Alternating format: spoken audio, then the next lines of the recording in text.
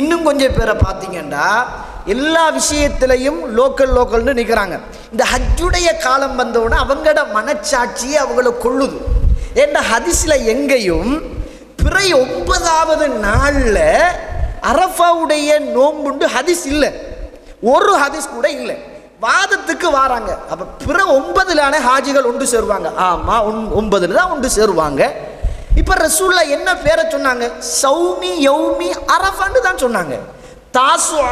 தாசுவாவுடைய நோன்பு 9வது நோம்புண்டு ரசூல்லா பிறை 9வதுன்னு சொல்கிறாங்க. ஆஷூரா 10வது பிறை 10வது நோம்புண்டு ரசூல்லா என்ன செய்கிறாங்க? நோன்பை சொல்கிறாங்க. அப்போ நம்ம ஆசூரான்னு நோன்பு பிடிக்கிறோம் தானே, அந்த நோன்புக்கு ரசூல்லா என்ன பேர் சொன்னாங்க? அந்த பிறையுடைய பேரை தான் சொன்னாங்க. இது 9வது நோன்பு, இது 10வது நோன்பு, ரசூல்லா அப்படி தான் சொன்னாங்க. அரஃபாவுடைய நோன்புக்கு ரசூலுல்லா யௌமு தர்வியா என்று சொன்ன ரசூலுல்லா. யௌமு தர்வியாண்டா என்ன? ஹாஜிகள் தங்களுடைய இடங்களில் இருந்து எஹராத்தை கட்டி கொண்டு அவங்க என்ன செய்வாங்க? ஹஜ்ஜிக்காக வேண்டி புறப்படுகின்ற நாள் தான் யௌமு தர்வியா. அது உங்களோட நாட்டு பிறையா அல்லது சவுதி பிறையா? எந்த பிறை? அது சவுதியில் இருக்கிறவங்க அன்றைக்கு தான் கட்டிக்கிட்டு போகணும், அன்றைக்கு தான் கட்டிக்கிட்டு என்ன செய்யணும்? போகணும். ஆனால் 2 மணித்தியாலம் 2.5 மணித்தியாலம் கண்ணுக்கு முன்னே தெரிகின்ற அரஃபாவுடைய அந்த மைதான நிகழ்வுகளை ரசூலுல்லா ஹாஜிகள் ஒன்று சேருகின்ற அந்த தினம் அதுதான் அரஃபாவுடைய தினம் அப்படின்னு ரசூலுல்லா சொல்கிறாங்க. ஆனால் நம்மட ஆக்களில் கொஞ்சம் பேருக்கு மனசு நெருடலாகி, நம்மட கொள்கை சகோதரர்களுக்கு மனசு நெருடலாகி, சரி நம்ம என்ன செய்வோம்னா அன்றைக்கும் நோன்பு பிடிப்போம், அதுக்கு அடுத்தண்டைக்கு நோன்பு பிடிப்போம். அரஃபாவுடைய நோன்பு ஒன்று தான். மனச்சாட்சியோடு பேசணும். ரசூலுல்லா எல்லாத்துக்கும் 9வது 10வது பிறை என்று சொன்ன ரசூலுல்லா அரஃபாவுடைய தின நோன்பை மாத்திரம் ரசூலுல்லா சௌமி யௌமி அரஃபா, அரஃபாவுடைய நோம்புண்டு திட்ட தெளிவாக ரசூலுல்லா சொன்னாங்க. இது சாத்தியமான்னு கேட்குறாங்க. இது சாத்தியம் இல்லையே. நீங்கள் காலையில் இருக்கக்குள்ள அங்கே மாலையில் இருப்பாங்க, அங்கே மாலையில் இருக்கக்குள்ள இங்கே காலையில் இருப்பாங்க.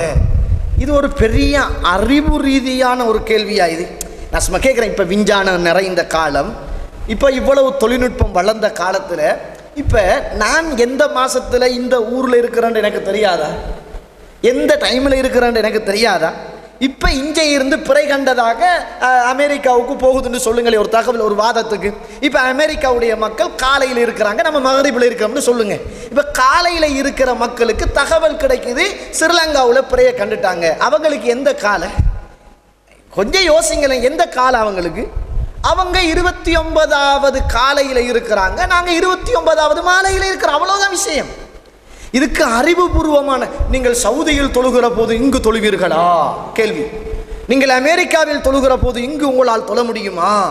அங்கு பெருநாள் தொழுகை நடத்துகின்ற நேரத்தில் இங்கு உங்களால் நடத்த முடியுமா?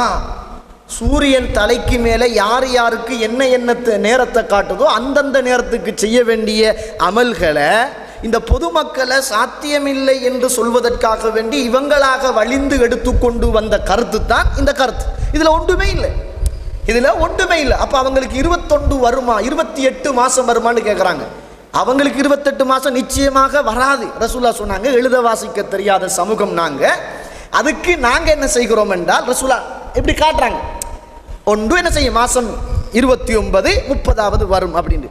ஆனால் அதாவது கிறிஸ்துவ கலண்டரில் என்ன செய்யும்டா 31 வரும்.